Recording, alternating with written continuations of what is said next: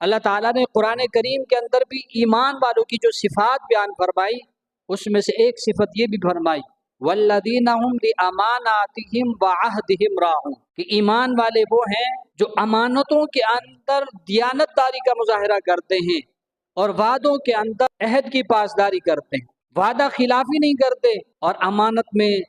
خیانت نہیں کرتے۔ جناب رسول اللہ صلی اللہ علیہ وسلم نے بھی ارشاد فرمایا، مسند احمد کی روایت ہے، حضرت صوبان رضی اللہ تعالیٰ عنہ راوی ہے، جناب رسول اللہ صلی اللہ علیہ وسلم ارشاد فرماتے ہیں من فارق الروح الجسد وهو بریء من الثلاث، جس جسم سے روح اس حالت میں جدا ہو گئی اس انسان کے اندر تین چیزیں نہیں تھی، تین چیزوں سے وہ انسان بری تھا، ایسی حالت میں جو انسان دنیا سے چلا گیا، آپ صلی اللہ علیہ وسلم نے ارشاد فرمایا کہ وہ داخل ہوگا جنت میں۔ کون سی تین چیزیں؟ من الکبر والغلول والدین، کہ وہ تکبر سے بری تھا اور خیانت سے بری تھا اور قرضے سے بری تھا۔ ایسا شخص دنیا سے جو ہے وہ رخصت ہوا، ان تین چیزوں سے بری تھا، تو آپ صلی اللہ علیہ وسلم نے ارشاد فرمایا کہ وہ سیدھا جنت میں داخل ہوگا۔ اسی طرح ایک اور حدیث میں ہے، مسند احمد ہی کی روایت ہے، حضرت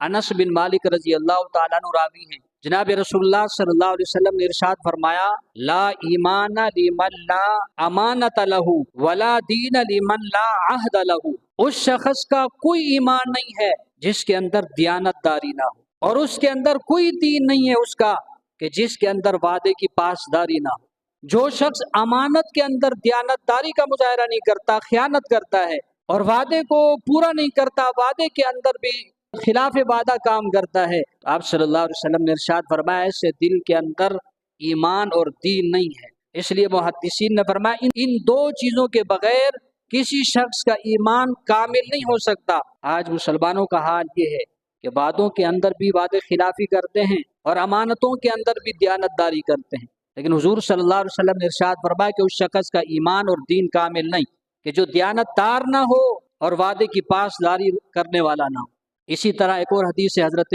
ابو ہریرہ رضی اللہ تعالیٰ عنہ سے ابو داؤد کے اندر روایت ہے، آپ صلی اللہ علیہ وسلم نے ارشاد فرمایا کہ جس نے تمہارے پاس امانت رکھی تمہارے اوپر لازم ہے کہ آپ اس کے ساتھ دیانت داری کا مظاہرہ کرو،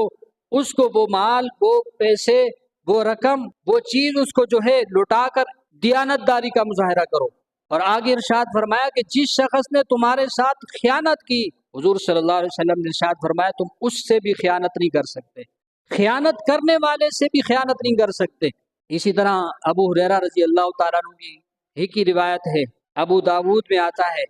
جناب رسول اللہ صلی اللہ علیہ وسلم نے ارشاد فرمایا، اللہ تعالیٰ ارشاد فرماتے ہیں جن دو شریکوں کے درمیان کوئی معاملہ ہو، ان دو شریکوں کے درمیان تیسرا اللہ تعالیٰ نگہبان ہو جاتا ہے، مددگار ہو جاتا ہے، جب تک کہ ان دونوں میں سے کوئی ایک امانت کے اندر خیانت نہ کرے۔ جب تک وہ آپس میں دونوں مخلص ہوتے ہیں، امانت دار ہوتے ہیں وہ دو شریک، تو اللہ تعالیٰ کی مدد اور نصرت ان کے ساتھ رہتی ہے۔ لیکن اگر ان میں سے کوئی ایک شخص خیانت کر لے تو اللہ تعالیٰ نے فرمایا کہ میں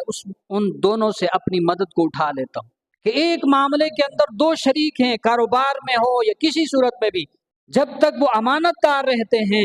دونوں میں سے کوئی دوسرے کو دھوکہ نہیں دیتا، تو اللہ تعالیٰ فرماتے ہیں میری مدد اور نصرت اس کاروبار میں رہتی ہے، اس کام کے اندر، اس معاملے کے اندر رہتی ہے۔ لیکن کوئی ایک شخص اگر اس میں سے خیانت کر لے، پھر میں اس سے اپنی برکت کو، اپنی مدد کو اٹھا لیتا ہوں۔